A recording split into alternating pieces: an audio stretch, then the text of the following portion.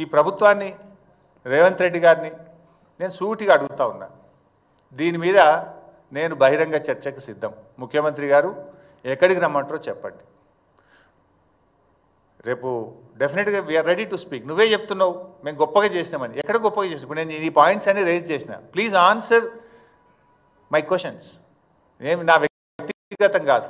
ఇప్పుడు ఎట్లయిపోయిందంటే కాంగ్రెస్ పార్టీ ప్రతిపక్షంగా మేము ఏదైనా ప్రతిపక్షాన్ని మాట్లాడితే మా మీద బురద జల్లుడు, మా మీద ఏదో ఒక పాత తీసి బుల్డోజర్ ఎక్కిస్తారా, చంపేస్తా, తొక్కుతా, ఇవి కాదు కదా. తొక్కుతా, సంపుతా, బుల్డోజర్ ఎక్కిస్తా, లేకపోతే మా మీద ఏదో బురద జల్లుడు, మీ లీడర్లను పెట్టించి మమ్మల్ని తిట్టించుడు. This is not the solution. If you are fair, come on, let us discuss. I'm ready for open discussion. ఏ టీవీ ఛానల్ కూర్చుందామా, ఎక్కడ కూర్చుందాం చెప్పు. సెక్రటరేట్ రమ్మన్నా నేను వస్తా.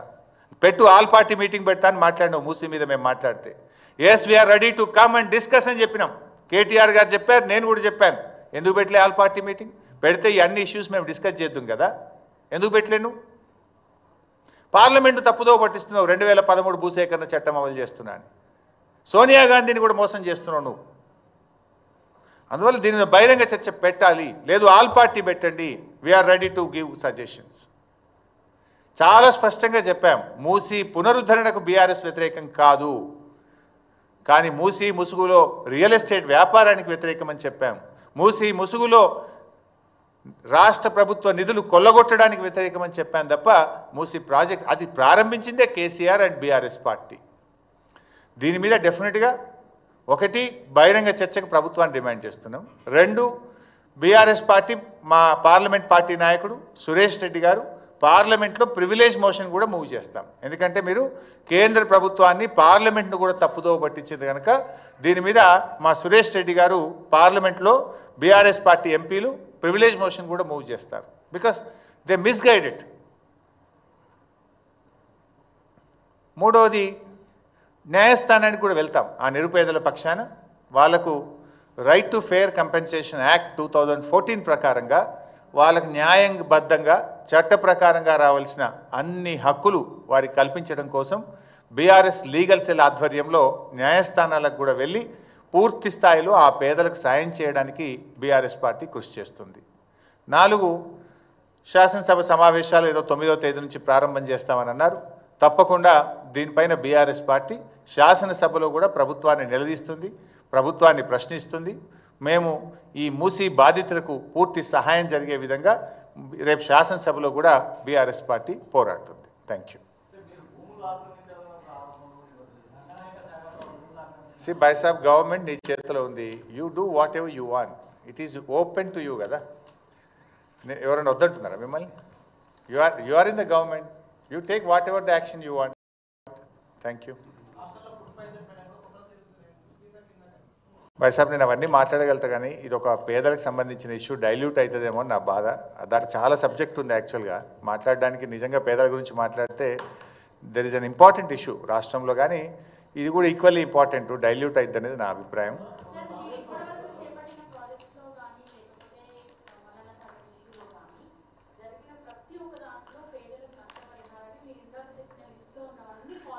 Hundred percent. సరే, ఎవరైనా మిస్సింగ్ ఉండొచ్చు, ఒక 5%, 3%, 10%. ముఖ్యమంత్రి మొన్న ఎక్కడో ఒకసారి మాట్లాడుతూ మల్లన్న సాగర్, కొండపోచమ్మ సాగర్లో ఒక్క ఇల్లు కట్టలేదు అన్నాడు. వెంటనే నెక్స్ట్ డే నేను ట్వీట్ చేశాను. నెక్స్ట్ డే కాదు, నెక్స్ట్ అవర్లో 4000 ఇల్లు కట్టా ముఖ్యమంత్రి గారు, రండి చూద్దాం, ఎప్పుడు పోదాము. మా నిర్వాసితుల కాలనీలో యాప చెట్టు ఉంది, చింత చెట్టు ఉన్నది, దాని కింద కూర్చొని మాట్లాడదాం అన్న. నోరు మూసుకున్నారు కదా.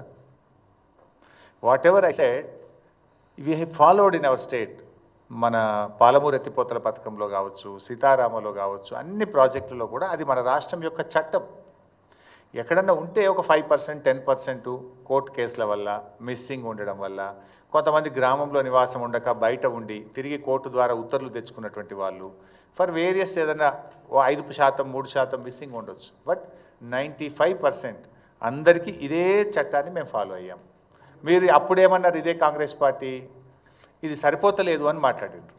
ఇంకా అంతకంటే బాగా ఇమని కోరుతున్నాం మూసీలకు. Okay, we have done that. మేము ఏం చేసినాము, 250 గజాల స్థలము డబుల్ బెడ్రూమ్ ఇల్లు, అన్ని సౌకర్యాలతో రోడ్లు, మోరీలు, కరెంటు పెట్టి కట్టించినాం. మీరు ఇంక కొంచెం 250 గజాలు కాబట్టి 500 గజాలు ఇవ్వండి, వి అప్రిషియేట్. మేము వేజ్ లాస్ కింద ఇంట్లో పెళ్ళైన ప్రతి ఒక్కరికి 7,50,000 ఇచ్చాము. అది సరిపోదు అని మమ్మల్ని తిట్టారు మీరు అందరు కూడా. ఓకే, మీరు 7,50,000 కాదు 15 లక్షలు ఇవ్వండి, మేము వి అప్రిషియేట్. మేము పెళ్లి కాని పిల్లలకు కూడా 250 గజాల స్థలము 5 లక్షలు ఇచ్చాము. మీరు అది సరిపోదు అని మమ్మల్ని తిట్టారు. ఓకే, 250కి బదులు 500 గజాల స్థలం ఇవ్వండి, 5 లక్షలకు బదులు 10 లక్షలు ఇవ్వండి, we appreciate. We are not saying no. మేము తక్కువ ఇచ్చాము అన్నారు. ఓకే, మీరు అంతకంటే బాగా ఇవ్వండి, ప్రజలు మిమ్మల్ని మెచ్చుకుంటారు. మేము బీఆర్ఎస్ కంటే డబుల్ ఇచ్చినామని చెప్పండి, వి అప్రిషియేట్. ఈవెన్ మల్లన్న సాగర్లో మేము ఇచ్చిన వాళ్ళకు కూడా తక్కువైంది అనుకుంటే వాళ్ళకు కూడా డబుల్ కలిపి ఇవ్వండి, ఇంకా సంతోషం. నేను వచ్చి ముఖ్యమంత్రికి బోకే ఇచ్చి థ్యాంక్స్ చెప్తా. మేము ఏదైతే మల్లన్న సాగర్లు ఇచ్చినామో వాళ్ళకి డబుల్ ఇవ్వండి. మీరు మేము ఇచ్చిన దానికంటే డబుల్ మీరు ఇస్తామని అప్పుడు తిట్టారు, ప్రతిపక్షంలో ఉండి చాలా తక్కువ ఇస్తున్నారు, మీరు అన్యాయం చేస్తున్నారు అన్నారు. ఓకే, ఇప్పుడు పెంచి ఎంత పెంచుతారో పెంచి ఇంకా బాగా ఇవ్వండి, ఐ అప్రిషియేట్. నేనే వచ్చి బోకే ఇచ్చి థ్యాంక్స్ చెప్తా వాళ్ళ తరఫున. నాకేమి బేషిజాలు లేవు, బాగా చేయమని కోరుతున్నాం. మేమేం రాజకీయం చేయట్లేదు. మేము ఆ రోజు ఇది చేసాము, మూసీలో నువ్వు మోసం చేస్తున్నావు. నువ్వు సోనియా గాంధీని, పార్లమెంటును, దేశాన్ని, రాష్ట్రాన్ని, ప్రజల్ని, నిన్ను నువ్వు కూడా మోసం చేసుకుంటున్నావు. అరే చేయకయ్య బాబు, మేము ఇట్లా చేసినాం, మంచిగా చేయమని చెప్తున్నాం. మేము చేసింది కూడా తక్కువ అన్నారు, అంతకంటే ఎక్కువ చేయి, ఇంకా we feel happy, we appreciate. అసలైన తొలి వెలుగు. ఫాలో వాట్సాప్ @తొలి వెలుగు official.